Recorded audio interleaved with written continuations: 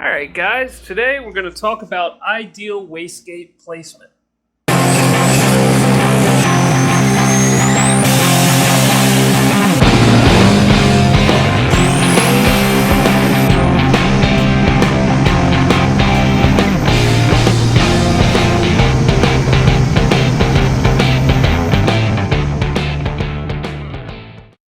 Alright, so I dug out this turbo manifold that was on the Fairmont to show you guys what the ideal wastegate placement is. So ideally you should have this type of setup.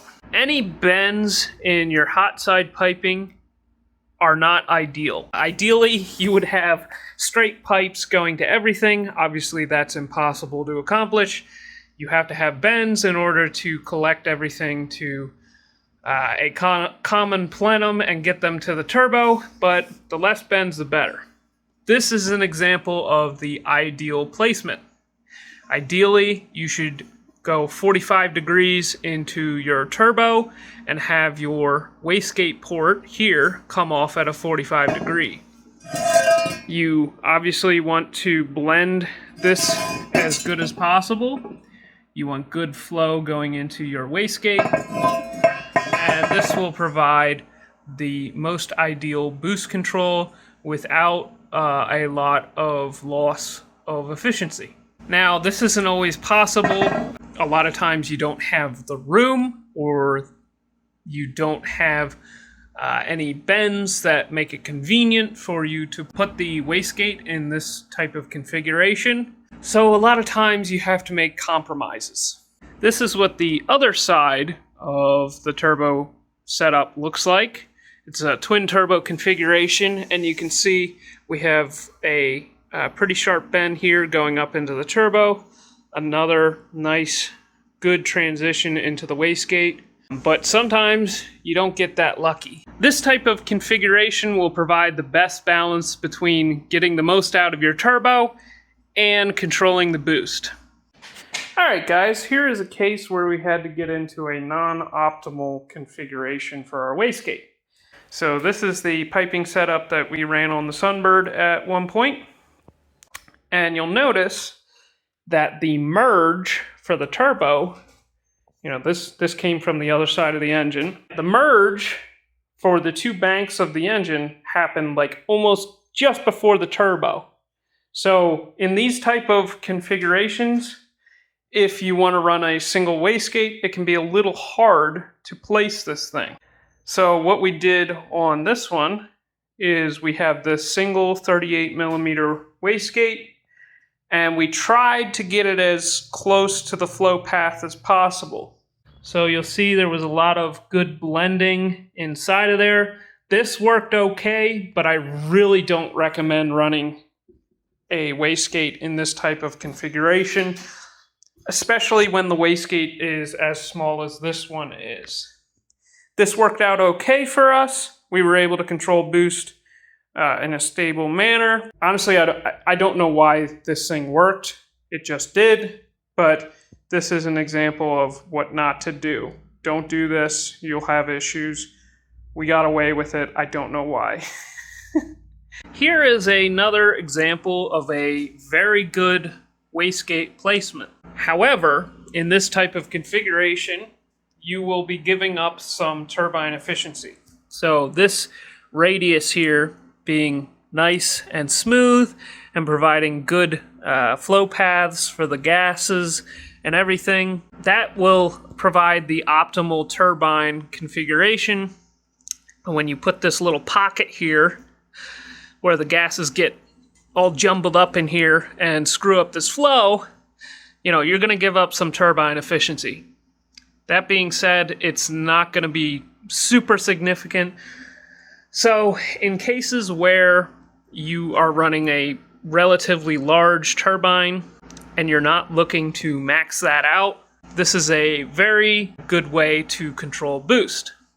Some people literally just take this flange and weld it flat to the turbine housing.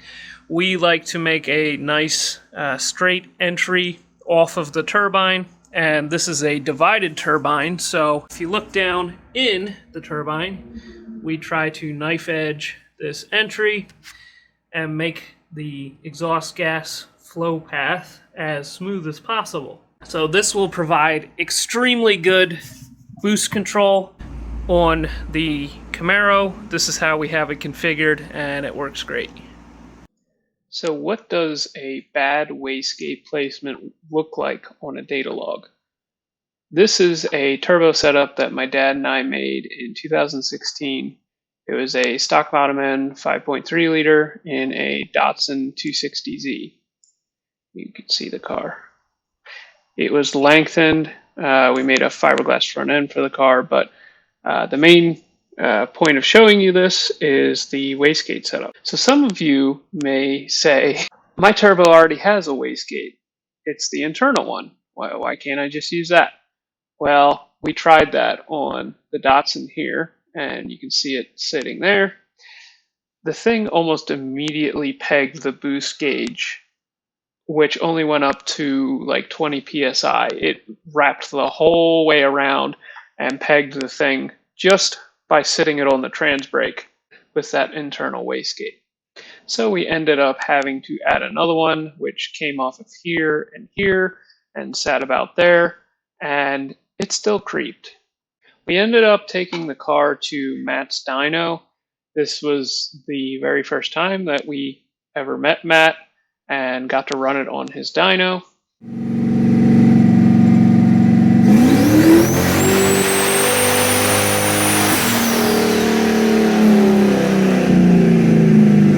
The car ended up making fairly respectable power, 508 horsepower to the wheels. Here's the data log from that pull, and you can clearly see that once Matt rolls into the throttle, the boost is basically a function of RPM. It kind of goes up to 6 and then makes its way to 12 psi as the RPM increases, and there is no solenoids or bleed valves that are making it do this.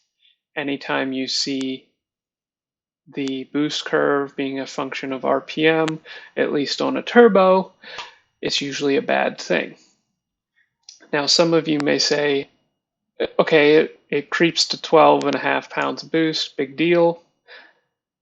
Who cares? Well, once you run this thing at the track, you quickly see why that's such a big problem. So once we put this into an actual real-world situation, like running it down this track or doing a longer pull than 1 or 2 seconds, you quickly see why boost creep is such a bad thing.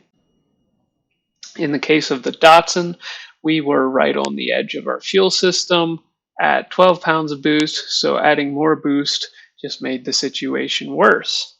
If you pay attention to the second plot here, you will clearly see the boost continues to increase. You know, we get to about 6,000 RPM in first gear. Boost is at 13.2 psi. AFRs look pretty good. But the boost doesn't stop there. It keeps going up until you're at 25 pounds of boost and 17.7 AFR. This is a recipe for disaster. This is why boost creep is such a bad thing. We ended up bending all 8 rods in this engine and shortened a couple of them to the point that the pistons were hitting the counterweight. Bad news. Here is another example of a non-optimal wastegate placement that we didn't cover yet, and that is what we tried on the front-wheel drive Eagle Talon that we built. We tried to do a single wastegate on a divided setup and only run one wastegate on one bank and leave the other bank unwastegated. This is something that Cameron Powers does on his turbocharged Crown Vic, but I think he gets away with it because he is basically maxing out the turbo, and so he doesn't really have to do a lot of wastegate control. He's probably pretty close to pinning the wastegate shut as it is. So if we take a look at a data log from this, we can clearly see that we still creeped on this type of configuration. This was a even more dramatic function of RPM. You can see the RPM curve here in red looks almost identical to the boost control curve. So basically it starts out the pull at 1 pound of boost and ends up at 19.5 pounds of boost. Luckily on this car we had enough fuel system that we weren't maxing the thing out, and we were able to basically use this as a temporary setup for the dyno just to get some power numbers. But we ended up going back to the drawing board on the wastegate setup and adding a second wastegate. Alright guys, so I have one last data log to show you, and that is of my twin turbo Fairmont. This is literally the very first dyno pull that the car ever made. You can clearly see once the throttle was rolled into that the boost went up to 3.3 pounds of boost, and it gradually decreased with RPM until it hit about 2.5 pounds of boost. Like I said before, if you see a boost curve that is rising with RPM, that's usually a problem unless you are telling it to do that. That will usually make for a bad day. This dyno graph shows you what proper boost control should look like. As you can see here, it actually decreases with RPM, unlike the other curves. So this is why proper boost control is so important. I hope you guys liked the video. I hope you learned something. Make sure you like and subscribe, leave a comment, and we'll see you in the next one.